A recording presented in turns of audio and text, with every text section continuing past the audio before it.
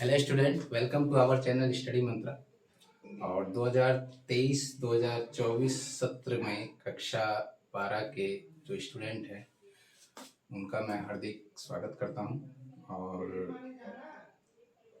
अब हम एक सीरीज स्टार्ट कर रहे हैं स्टडी मंत्रा में, जिसमें कि कक्षा 12 के फिजिक्स के पाठों का हम अध्ययन करेंगे। तो एक एक करके हम इन टॉपिक्स को समझने का प्रयास करेंगे। तो पहला चीज है पार्ट फर्स्ट जो है, जनरली मैं कुमार मित्तल से पढ़ाऊंगा। कुमार मित्तल हम लोग भी पढ़े हैं और आज के बच्चे भी वही पढ़ रहे हैं। तो कुमार मित्तल में जो पहला पार्ट है जो यूपी बोर्ड में है, उसका नाम है कूलाम का नियम तथा विद्युत क्षेत्र। अब इसके अंतर्गत जो पहला टॉपिक आता है कि विद्युत आवेश। सवाल उठता है कि विद्युत आवेश होता क्या है।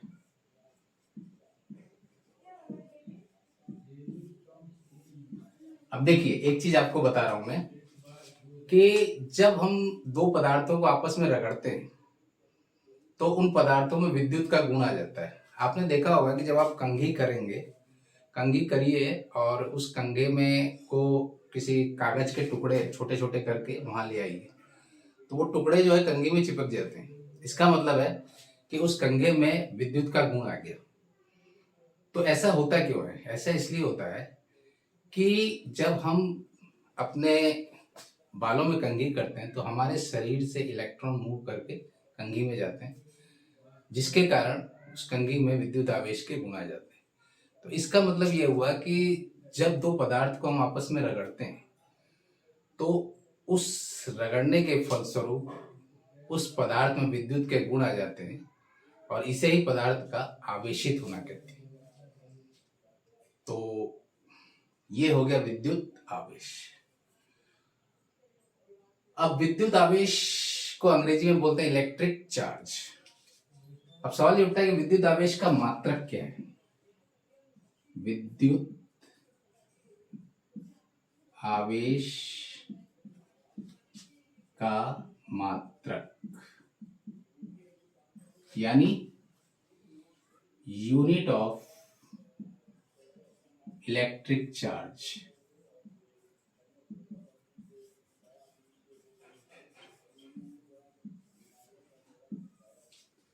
तो विद्युत आवेश का जो मात्रक होता है एसआई यूनिट में कूलाम होता है। एसआई पद्धति में जो मात्रक होता है वो क्या होता है? कूलाम।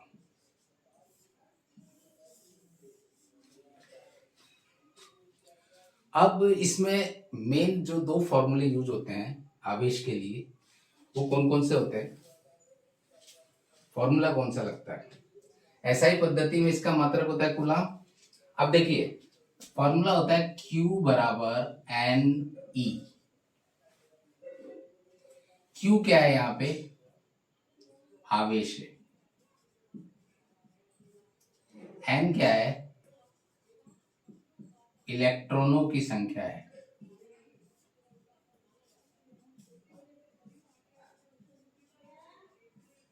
और E क्या है? मूल आवेश है।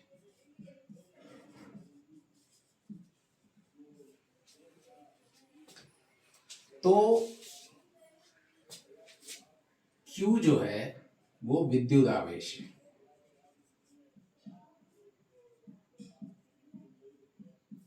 इसका मात्रक या यूनिट होता है कूलाम। एन क्या है? इलेक्ट्रॉनों की संख्या है।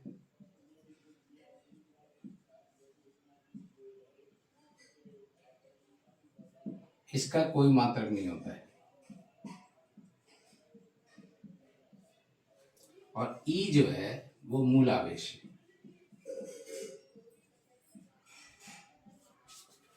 अब एक चीज देखिए, ई का मान जो होता है वो फिक्स होता है। ई बराबर होता है 1.6 गुणे 10 टू दी पावर -19 कूलाम।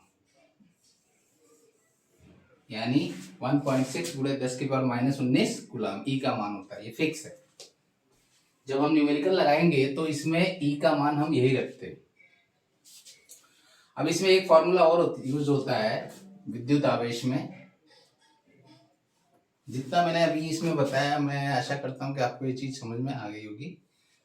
अब एक फॉर्मूला और विद्युत आवेश के लिए उपयोग में लाया जाता है, वो कौन सा देखते हैं।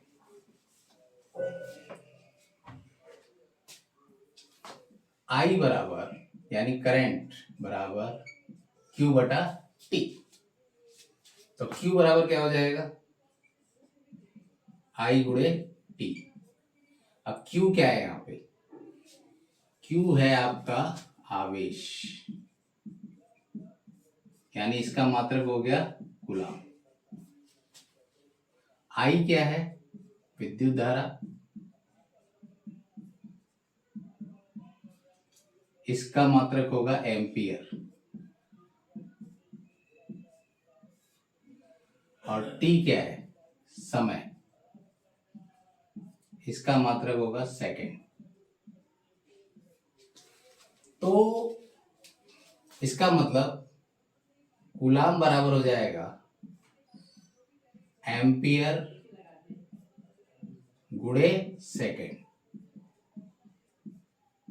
परीक्षा में कभी कभी जो बहुविकल्पी प्रश्न आते हैं, मल्टीपल चॉइस वाले क्वेश्चन, उसमें क्या करता है कि आपको मात्रक जब पूछेगा तो उसमें कूलाम न देके एम्पियर गुणे सेकंड दे देता है।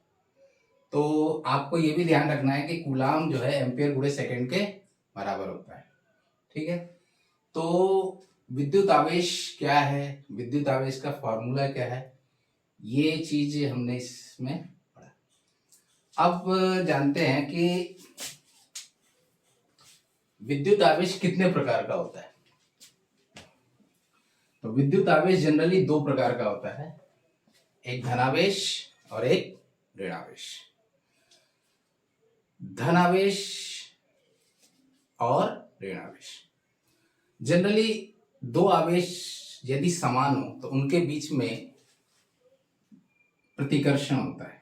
मान लीजिए दोनों प्लस आवेश है, तो दोनों एक दूसरे से दूर भागेंगे, यानी प्रतिकर्षण होगा। जैसे एक लड़का और एक लड़के का कभी भी आपस में अट्रैक्शन नहीं होता है, ठीक यही चीज इसमें भी लागू होती है कि जब दोनों आवेश समान है तो उसमें प्रतिकर्षण होगा, यानी दोनों एक दूसरे से दूर जाएंगे। और यदि आवेश असमान है, यानी एक प्लस है और दूसरा माइनस है, तो दोनों एक दूसरे को अट्रैक्ट करेंगे, यानी एक दूसरे की तरफ आकर्षित होंगे। जैसे एक लड़के का आकर्षण एक लड़की के प्रति होता है, या एक लड़की का एक लड़के के प्रति होता है, तो सेम चीज इसमें है कि प्लस और माइनस एक दूसरे को अट्रैक्ट करेंगे, यानी आकर्षण। तो इसका मतलब क्या हुआ कि समान आवेश दोनों माइनस हो तो भी एक दूसरे को प्रतिकर्षित करेंगे। तो असमान आवेश एक दूसरे को आकर्षित करते हैं और समान आवेश एक दूसरे को प्रतिकर्षित करते हैं। तो प्रतिकर्षण का मतलब होता है एक दूसरे से दूर जाना, और आकर्षण का मतलब होता है एक दूसरे के नजदीक आना। अब हम कैसे जाने कि कोई वस्तु धनावेश है और कोई वस्तु ऋणावेशित है, ये कैसे? इलेक्ट्रॉनिक सिद्धांत के आधार पर हम इसका पता लगा देते हैं। अब इलेक्ट्रॉनिक सिद्धांत क्या है?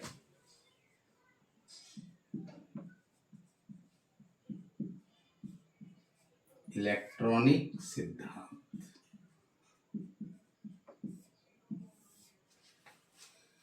जनरली जब हम पदार्थ को रगड़ते हैं तो उसमें जो मूवमेंट होता है वो इलेक्ट्रॉन का होता है। तो मान लीजिए दो पदार्थ हैं, ये पदार्थ A है, ये पदार्थ B है। अब इसमें से मान लीजिए इलेक्ट्रॉन निकल रहे हैं, यानी ये इलेक्ट्रॉन त्याग रहा है। इलेक्ट्रॉन की इसमें क्या हो जाएगी? कमी हो जाएगी।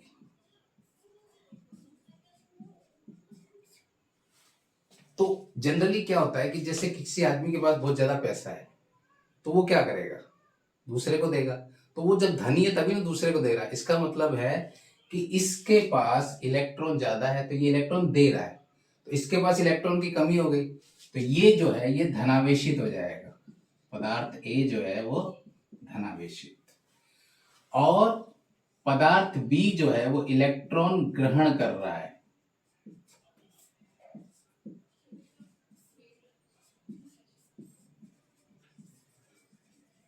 तो इसमें इलेक्ट्रॉन की क्या होगी, वृद्धि हो जाएगी।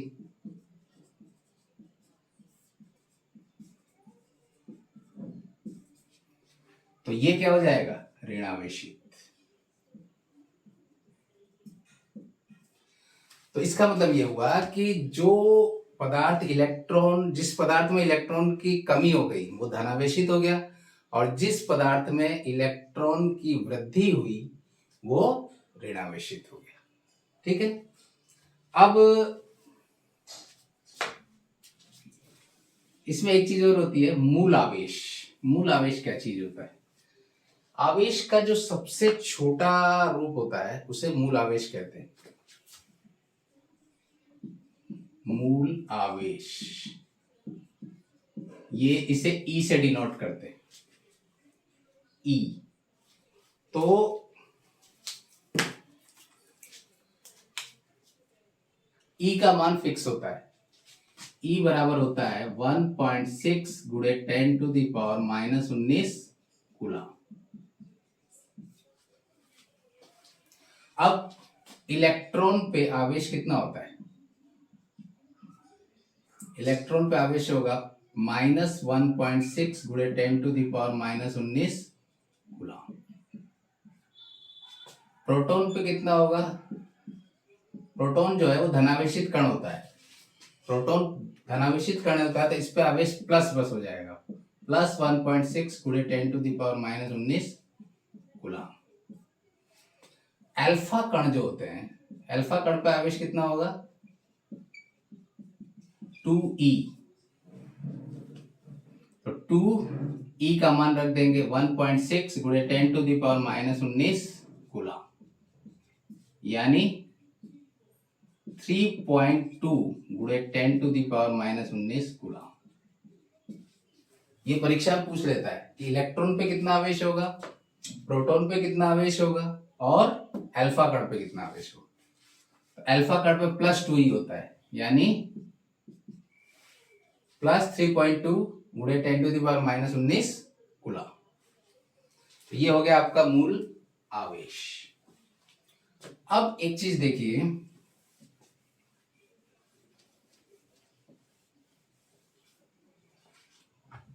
आवेश संरक्षण का नियम क्या होता है। जिस प्रकार द्रव्यमान संरक्षण का नियम होता है या ऊर्जा संरक्षण का नियम होता है, इसी प्रकार आवेश संरक्षण का नियम होता है कि यानी आवेश को ना तो उत्पन्न कर सकते हैं ना ही नष्ट कर सकते। आवेश सिर्फ एक से दूसरे में ट्रांसफर होता है, यानी आवेशों का सिर्फ स्थानांतरण होगा।